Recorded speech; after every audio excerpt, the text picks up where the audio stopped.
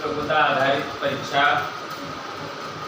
के इस कक्षा में हमने बताया था कि उसके दो भाग हैं, एक मैट और दूसरा सैट। सैट के अंतर्गत हमने बताया था 3 प्रभाग हैं। पहला प्रभाग सामाजिक विषय, दूसरा प्रभाग विज्ञान और तीसरा प्रभाग गणित। सामाजिक विषय के अंतर्गत हम आज अध्ययन करेंगे नागरिक शास्त्र। किसका?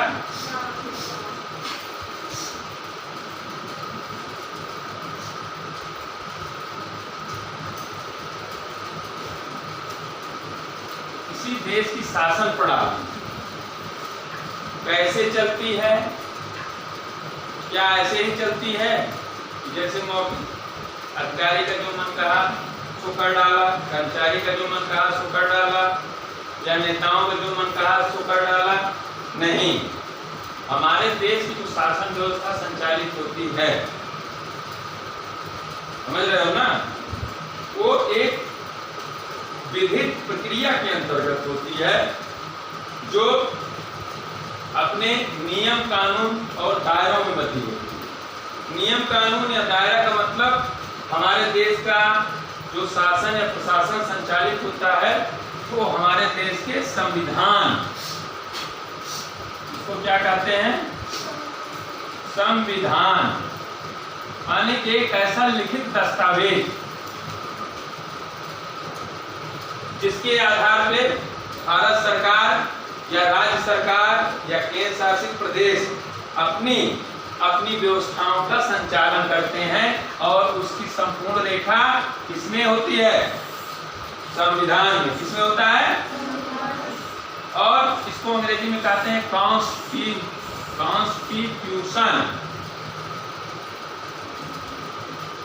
कॉन्स्टिट्यूशन। भारत का संविधान विश्व का सबसे बड़ा और लिखित संविधान माना जाता है। नोट कर लीजिए, भारत का संविधान विश्व का मैं बात कर रहा हूं, किसी महाद्वीप का नहीं। विश्व में 7 महाद्वीप हैं। विश्व का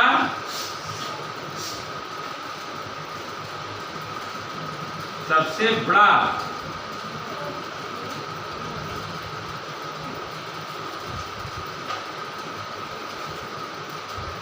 लिखित संविधान है।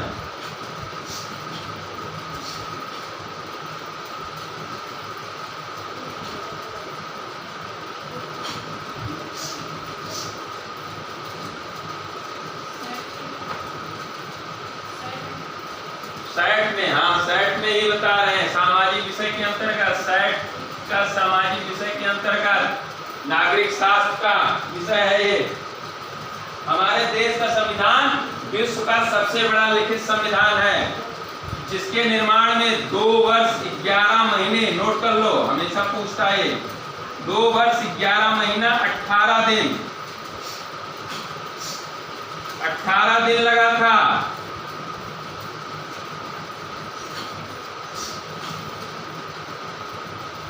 और इसके निर्माण के लिए एक सभा का निर्माण किया गया, जिस सभा का नाम था संविधान सभा।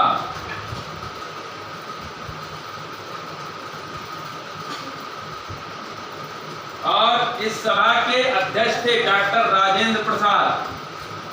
लिखते जाओ एक एक पॉइंट, ये सब इंपॉर्टेंट है बेटा।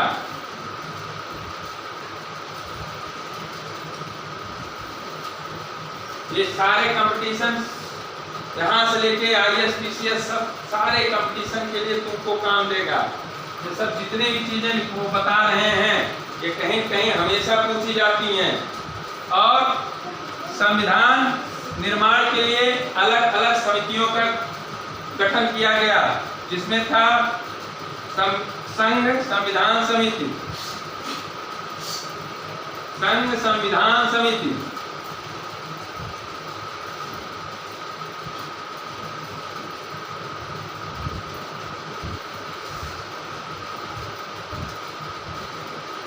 इसके अध्यक्ष थे पंडित जवाहरलाल नेहरू।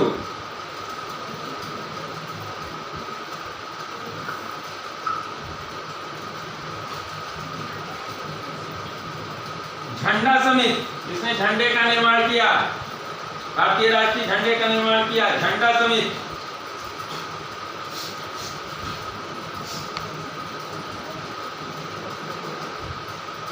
इसके अध्यक्ष थे डॉक्टर जेवी कृपलानी।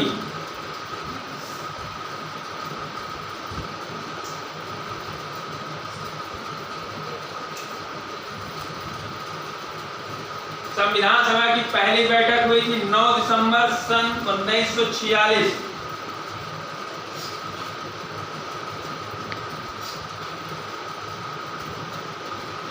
को संविधान सभा की पहली बैठक हुई।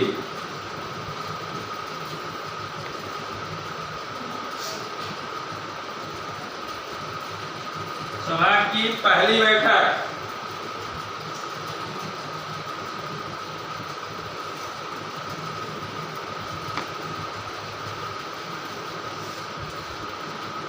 और इसके अस्थायी अध्यक्ष चुने गए। अस्थायी, इस शब्द को नोट कर लेना, अस्थायी अध्यक्ष।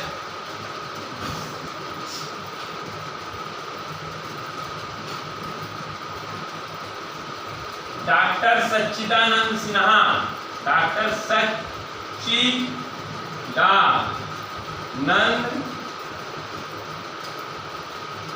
सिन्हा।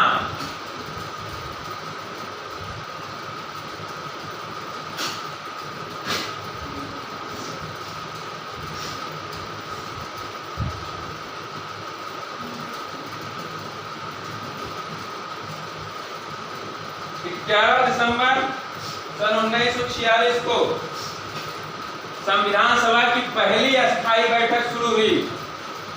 11 दिसंबर सन 1946 को संविधान सभा का पहला बैठक, और इस बैठक में 11 दिसंबर, तारीख जरूर नोट कर लेना, 11 दिसंबर 1946, और उसी दिन इसके अस्थायी अध्यक्ष चुने गए डॉक्टर राजेंद्र प्रसाद।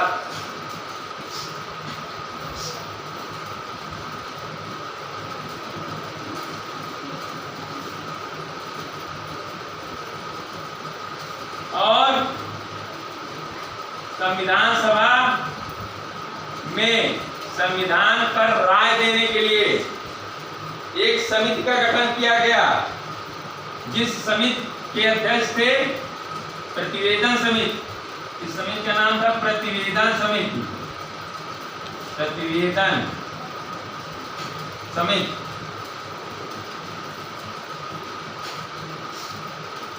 जिसके अध्यक्ष थे बी.एन. राव।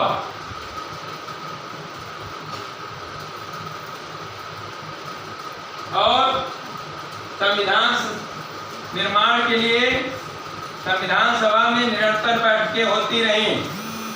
भारत का संविधान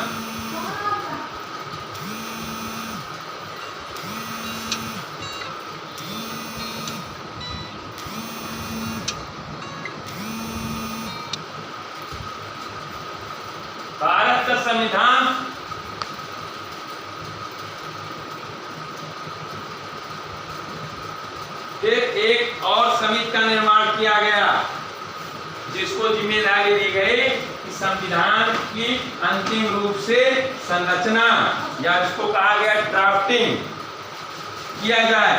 और इस समिति का को नाम दिया गया प्रारूप समिति। क्या नाम दिया गया?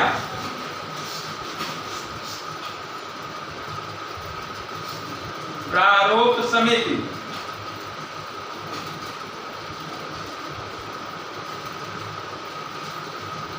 और इसी समिति के अध्यक्ष थे doctor B R. Ambedkar. Doctor B R. Ambedkar.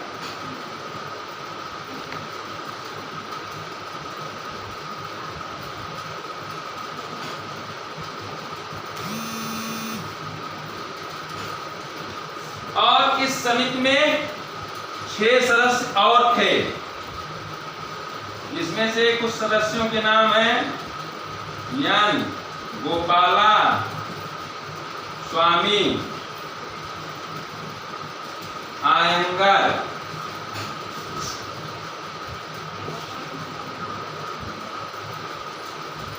के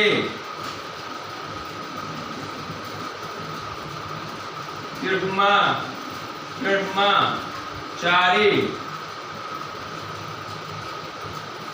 बीड़ी, जत्ती,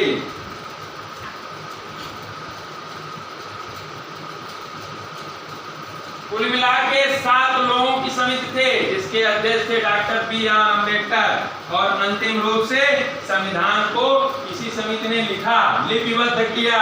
ध्यान देना, ड्राफ्टिंग कमेटी थी ये, प्रारूप समिति, जिसने संविधान को लिपिबद्ध किया। जैसे टाइप करके नहीं किताब छापते हो। अब भारतीय संविधान का निर्माण एक योजना के तहत किया गया था, जिस योजना का नाम दिया गया था कैबिनेट मिशन योजना।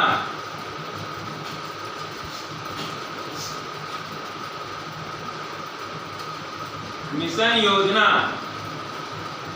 जो 1946 में भारत आई, और इस मिशन के द्वारा ही भारतीय संविधान के निर्माण के लिए इसका 2 काम था।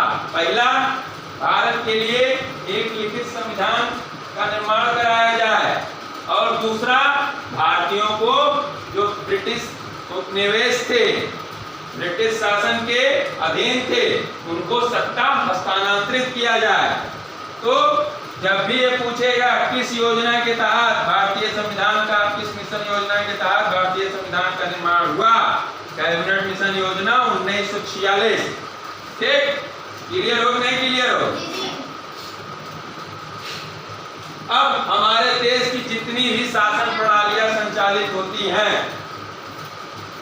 वो इसी संविधान के अंतर्गत, और इस संविधान की प्रस्तावना का प्रस्ताव सबसे पहले रखा।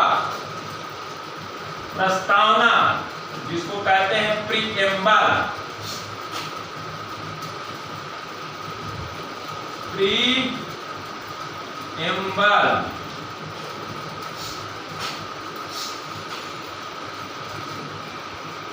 इस प्रस्ताव को रखा पंडित जवाहरलाल नेहरू, जो भारत में पहली अस्थायी सरकार का निर्माण किया गया था, उस कैबिनेट के उपाध्यक्ष थे। क्या थे? बाद में इन्हीं को भारत का पहला प्रधानमंत्री, प्रथम प्रधानमंत्री, नोट कर लो, इंपॉर्टेंट है ये, प्रथम प्रधानमंत्री किसको बनाया गया? पंडित जवाहरलाल नेहरू को। और संविधान सभा के जो अध्यक्ष थे डॉक्टर राजेंद्र प्रसाद, इनको क्या बना दिया गया? भारत का पहला राष्ट्रपति। क्या बनाया गया? नोट कर लो, जीवन भर के लिए याद रखना है, पहला प्रधानमंत्री और पहला राष्ट्रपति। हमेशा लोग पहले को ही याद रखते हैं और लास्ट को, बीच का कोई किसी को नहीं याद रखता है। ठीक,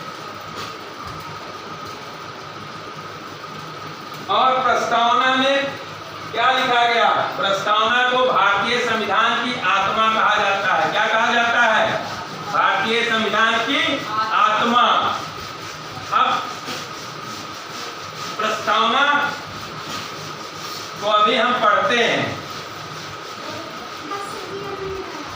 नहीं मिटाएंगे भाई। प्रस्तावना को भारतीय संविधान की आत्मा कहा जाता है। क्या कहा जाता है? आत्मा, the soul of Indian constitution,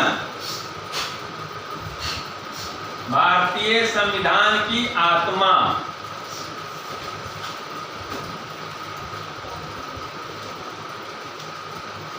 संविधान की,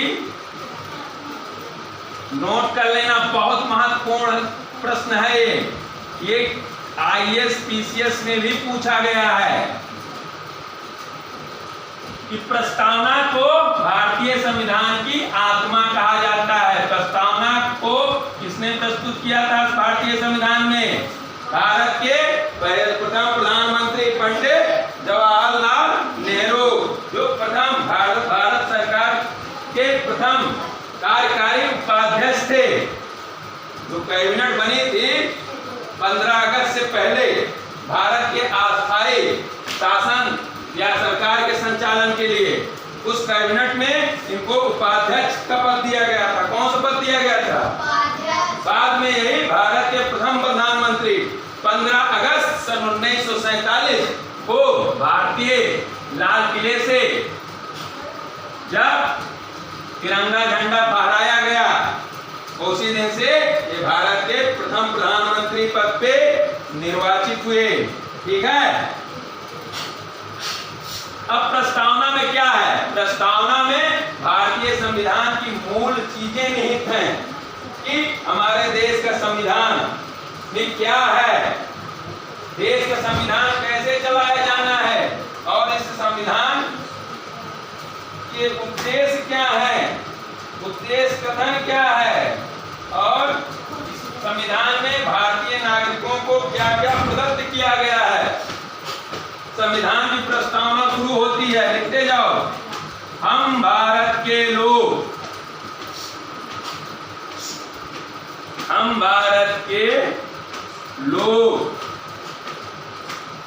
भारत को एक संपूर्ण प्रभुत्व संपन्न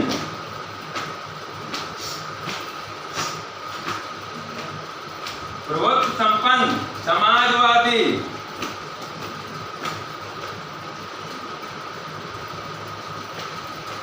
पंथ निरपेक्ष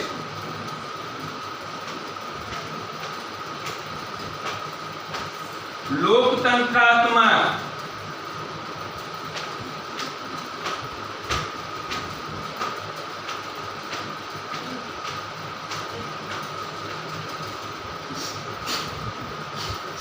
गणराज्य बनाने के लिए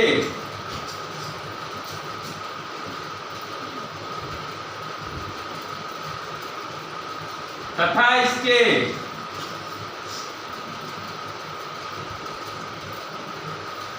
सभी नागरिकों को